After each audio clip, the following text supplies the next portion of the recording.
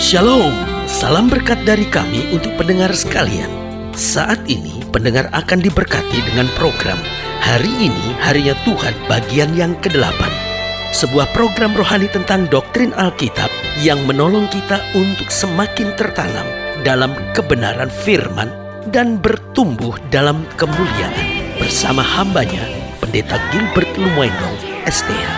Banyak orang merasa doktrin Alkitab sebagai sesuatu yang membingungkan. Tetapi tahukah saudara bahwa doktrin Alkitab intinya adalah memahami Alkitab dengan benar, dengan pemahaman yang sistematis, sehingga kita terus dapat tertanam di dalam kebenaran firman, sehingga kita terus bertumbuh di dalam kemuliaan Allah.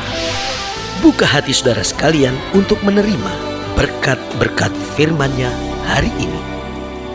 Hidup Kristen memiliki keunggulan tersendiri.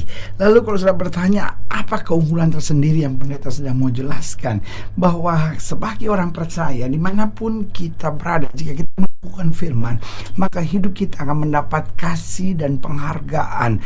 Atau terjemahan bahasa Inggrisnya berkata favor, ya kan? Nah, ada banyak orang seringkali tidak menyadari bahwa kita punya hak untuk mendapat favor dimanapun Tuhan menempatkan kita, selama kita melakukan firman, selama kita tidak miring ke kiri maupun miring ke kanan, baik dari atasan kita, baik dari rekan sekerja kita, bahkan dari orang-orang yang berada di bawah kita.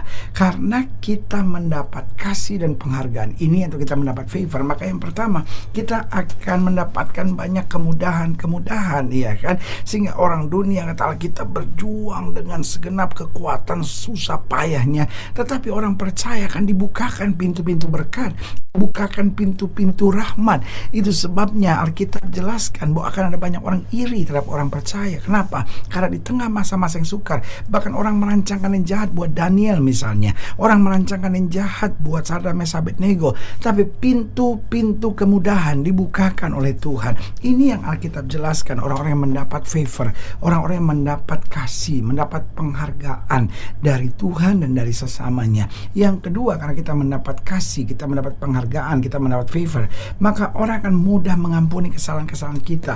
Loh, bukan berarti kalau hidup kita dekat Tuhan, lalu kita nggak pernah bisa buat salah. Kita bisa saja buat salah, tetapi persoalannya orang yang mendapat favor, kalaupun dia buat salah, itu mudah diampuni. Orang melihat saudara itu seperti ada kasih yang mengalir, bukan dengan kebencian, dengan amarah. Ada orang yang kita baru lihat saja itu mendatangkan amarah. Itu sebabnya selalu saya bilang, orang yang hidupnya dalam penyembahan berhala, orang yang percaya kuasa-kuasa kegelapan, dia boleh pakai cincin-cincin bertuah yang katanya bisa mendapatkan penghargaan, penghormatan dari orang-orang dekatnya, tetapi sebaliknya justru akan dijebak oleh iblis untuk menjadi orang yang dibenci oleh orang-orang lain, ya kan? Tapi ini yang saya mau ingatkan, orang benar itu gak perlu ngejilat. Orang benar itu akan diterima, orang benar itu akan dikasihi, mendapat favor, dan dia akan mendapatkan kemudahan-kemudahan, dan orang juga akan mudah mengampuni kesalahan-kesalahan. Yang ketiga,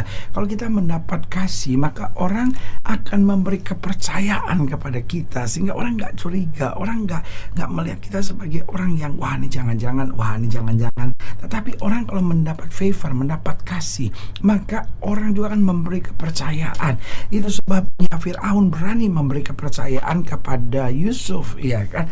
Itu sebabnya umat Israel memberi kepercayaan kepada Daud untuk menjadi raja. Nah, ini yang saya bilang, orang-orang yang mendapat kasih, orang yang mendapat favor, orang yang mendapat penghargaan di hadapan Allah dan di hadapan manusia, ini akan mendapatkan juga kepercayaan. Karena itu saudara yang kasih dalam Tuhan, mari kita hidup melekat sama Tuhan, mari kita hidup dekat dengan Tuhan, sehingga kita akan mendapatkan berbagai kemudahan, kita akan diampuni kesalahan-kesalahan kita, dan orang juga akan percaya kepada kita. Dan akhirnya orang yang mendapat kasih atau mendapat favor akan selalu menyukai keberadaan kita. Jadi orang akan selalu menyukai, sehingga sikap kita, tindakan kita itu akan disukai. Orang sekarang perlu ngejilat supaya disukai, orang sekarang itu perlu pergi ke paranormal untuk menjadi orang disukai. Tetapi anak Tuhan dimanapun dia berada, dia akan menjadi orang-orang yang disukai, dikasihi. Haleluya. Selamat datang dalam program kita hari ini, harinya Tuhan. Sebuah program rohani yang kembali mengingatkan kepada kita betapa pentingnya kita menjadikan firman Tuhan sebagai dasar kesalahan hidup kita. Karena selama kita menjadikan firman Tuhan sebagai dasar kesalahan hidup kita, langkah-langkah ke depan kita penuh dengan kepastian, kemenangan, berkat, mujizat, dan perkara-perkara besar. Haleluya. Dan dalam program ini kita sedang membahas tentang mendapat kasih atau mendapat favor, ya kan? Sehingga orang percaya yang hidup dekat dengan Tuhan, orang percaya yang hidupnya melekat pada Tuhan, akan selalu mendapat kasih dan penghargaan dimanapun Tuhan menempatkan hidupnya, sehingga ia bisa jadi berkat, ia bisa jadi saksi Tuhan yang menyatakan kemuliaan Tuhan. Haleluya. Nah, saudara yang kasih dalam Tuhan, dalam program kita hari ini, dalam pembahasan kita tentang mendapat kasih, kita mau sama-sama belajar dari Kejadian pasal 47. Kejadian pasal 47 mulai dari ayatnya yang ke-13, Kejadian pasal 47 ayat 13 sampai ayatnya yang ke-26. Kejadian 47 ayat 13 sampai 26, demikian firman Tuhan di bawah judul perikop tindakan Yusuf. Kejadian 47 ayat 13 sampai 26. Di seluruh negeri itu tidak ada makanan sebab kelaparan itu sangat hebat, sehingga seisi tanah Mesir dan tanah Kanaan lemah lesu karena kelaparan itu. Maka Yusuf mengumpulkan segala uang yang terdapat di tanah Mesir dan di tanah Kanaan, yakni uang pembayar gandum yang dibeli mereka. Dan Yusuf membawa uang itu ke dalam istana Firaun. Setelah habis uang di tanah Mesir dan di tanah Kanaan, datanglah semua orang Mesir menghadap Yusuf serta berkata, "Berilah makanan kepada kami, mengapa kami harus mati di depanmu? Sebab tidak ada lagi uang," jawab Yusuf. "Jika tidak ada lagi uang, berilah ternakmu, maka aku akan memberi makanan kepadamu sebagai ganti ternakmu itu." Lalu mereka membawa ternaknya kepada Yusuf, dan Yusuf memberi makanan kepada mereka ganti kuda, kumpulan kambing domba, dan kumpulan lembu sapi dan keledainya. Jadi disediakannya lah bagi mereka makanan ganti segala ternaknya pada tahun itu. Setelah lewat tahun itu, datanglah mereka kepadanya pada tahun yang kedua serta berkata kepadanya, "Tidak usah kami sembunyikan kepada tuanku bahwa setelah uang kami habis dan setelah kumpulan ternak kami menjadi milik tuanku, tidaklah ada lagi yang tinggal yang terdapat kami serahkan kepada tuanku selain badan kami dan tanah kami. Mengapa kami harus mati di depan matamu, baik kami maupun tanah kami?